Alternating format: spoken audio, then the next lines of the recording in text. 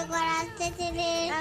ওটা অজগর নয়, অজগর। ও মামা, ও মামা, তুমি কি কান কালা, চোখে কালো হয়ে গেছো? তুমি শুনতে পাচ্ছ না এতবার ডাকছি? কেন, কি হয়েছে বল? বলছি ওই বাইরে কত লাইট লাগিয়েছে, প্যান্ডেল শুরু হয়ে গেছে, আর কতদিন পড়তে হবে? পুজো এখনো অনেক দেরি, আগে মহালয়া আসুক, তারপর আর পড়তে হবে না। ঈদের ছাড়া ভয় ভয়ে পাশে ধরে ঈদাল পাখি। ও মা, কালকে তো মহালয়া, তাহলে কাল থেকে আর পড়বো না। আচ্ছা ঠিক আছে, তাহলে এখন মন দিয়ে পড়ো। সেটা ঈদের ছাড়া কি জানো? ও মা, ও সোনা বিছেরে জামা দেবে না? জানি না, তুই পড় তো।